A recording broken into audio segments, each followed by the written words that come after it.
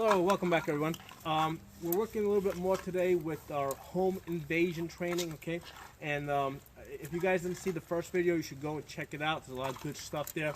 And the focus of this training is getting a snapshot in our mind of the situation before the shooting starts, okay? So there's three things that we need, okay? And we need to take to capture in that snapshot that we're taking. We need to know how many guys there are, all right, how many bad guys. We need to know what their positions are, okay, and then we need to know if we're shooting left to right or right to left, okay. And the reason why those three things are significant is, first of all, we need to know how many guys we have, and there's four possibilities here: 1, 2, 3, or many. Okay, we're not going to be able to count more than many. If there are many guys, basically we know we got a pretty big problem. Okay. So 1, 2, 3, or many. So we gotta know how many guys, how many bad guys we're fighting. We need to know what their positions are. Okay. And in this situation, right, I have basically one guy that's kind of sort of by himself to the left, and well, actually, the way this is set up is they're kind of like in a triangle position where I got one guy in the front, right? He's really got the center, and then there's one guy to the left behind him, and then one guy to the right behind him. So even though they seem to be in a triangle position from the angle of the camera, if I move slightly to the left over here, okay, now basically I'm in a position where I have the first guy and the guy to the right lined up, okay, so, and the guy on the left is by himself. So this is why it's important to know what their positions are. So first we got to know about how many guys we have, then we want to know what their positions are, so then we can make the third decision, right? The third thing we got to decide is, are we shooting left to right or right to left? And in this circumstances, because I have a piece of cover here, okay, which presumably represents a piece of, a sheetrock wall or the corner of a sheetrock wall, which is not bulletproof, but at least it offers something. At least it might offer some concealment. It offers something, so I'm going to use it. Something is better than nothing when it comes to concealment and cover. So since I have a piece of concealment here, what I'm going to do is I'm going to step to the left behind this, and I'm going to engage the guy on the left, the guy that's by himself first, okay? And the reason for that is because, after that first shot is fired, there's going to be a lot of confusion, there's going to be a lot of chaos, and basically at that point, I'm working off of that snapshot that I took in my mind. Basically, before the shooting started, I programmed in my brain what I was going to do, because I know how many guys there are, I know what the positions are, and I know if I'm shooting left to right or right to left. Those are three things I don't want to have to try and figure out in the middle of a gunfight. I want to have that already in my head, and I want to have a plan. It's a mini plan, okay? It's dealing with the immediate threat. But that's one less thing that I can think of. And, like I discussed in the earlier video, during a gunfight, your brain is not really good at accepting new information, processing it, and then being able to act upon that, okay? So basically, your brain really kind of shuts down, slows down, however you want to see it. With more time and more experience, with multiple gunfights under your belt, in a shit hit the fan type of situation, presumably in the future your brain might get better at processing this type of information.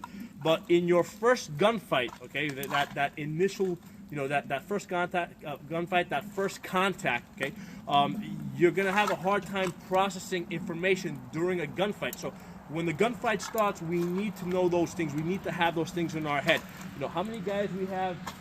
Where are the positions, and are we shooting left to right or right to left? Okay, so in this situation here, because I have that cover over here, I'm going to move towards the left. I'm going to engage that first guy, not the first guy, the guy on the left who's by himself, okay? And part of the reason why I'm engaging him, okay, because I know once I get him out, then I got two guys that from my angle over here are lined up in front of each other, okay? So even if there's a couple things, I'm aiming at the first guy. There's a chance that my bullets might go through him and into the guy behind him. There's also the possibility that in the chaos, the guy in the back is going to end up shooting the guy in the front, okay? I'm not going to count on that, but, it can happen, and there's certainly no reason for me to engage the guy in the back first, right? So I'm going to engage the guy in the front, and with any luck, I'm shooting at the guy in the front, and the guy behind him is also shooting at the guy, in front of him. And my bullets, are basically passing through my first guy, going into my second guy. Okay, so that's basically the best I can do with this situation. Now, in this particular circumstance that I'm training today, I'm in the unfortunate position where I don't have my AR-15. Okay, I don't have a rifle that has a full-size magazine in it. I don't have my red dot. All I have is my pistol. Okay, and we're not going to get into how I ended up in this miserable position where I only have a pistol to take into this gunfight. But that's my situation. But the good thing I did is that, I have a full-size duty pistol. I have a Glock 17, okay, it's fully topped off, right, so 17 rounds. I have an extra magazine, okay, which is good because after I'm done shooting at these guys, I'm going to definitely want to reload, because in this situation, I'm basically going to unload on these guys.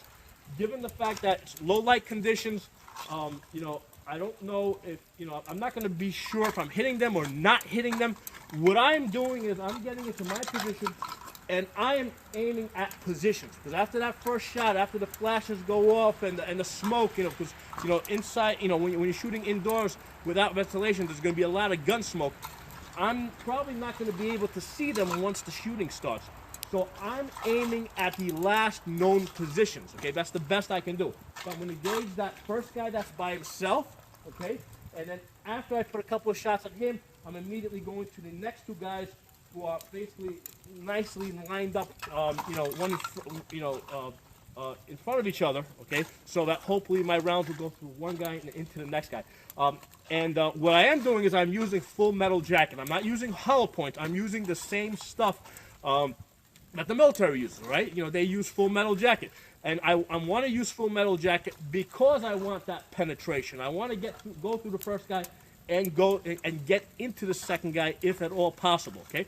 I don't know if that's the reason why the military uses full metal jacket instead of hollow points. I think there are some prohibitions with the Geneva Convention against using hollow points in warfare. But the point is that in this particular situation, I do want that penetrating power. I do want to shoot through multiple guys, with a single round, okay? I know, this is my house. I know where my family members are. Everybody knows where to go, in a home invasion. They know where that safe room is. So there's no chance that my family is going to be behind those bad guys as they're coming down that hallway or that corridor or up the staircase, okay? So I'm going to use the narrow hallways, the narrow confines of the house to my advantage, okay? Basically the width that those three targets are right there, that's probably as wide as people can get coming down a hallway or a corridor, okay? So I'm definitely going to use that to my advantage and try to use one bullet to hit multiple guys, multiple bad guys if I can, okay? So let's start. Okay, so I come out of my holster. I'm going to engage that first guy on the left.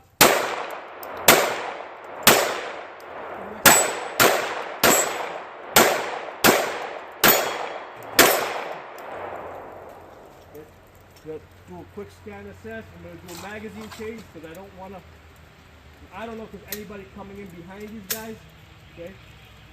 And I'm going to reholster, okay? So there's some ideas for you guys to think about, as far as a home invasion, and basically you're going to be putting multiple rounds into last known positions, okay, because of the low light conditions and the smoke conditions, okay. Naturally those targets are only 4 inches. They're only about that big, so they're a lot smaller than what would be a man-sized target.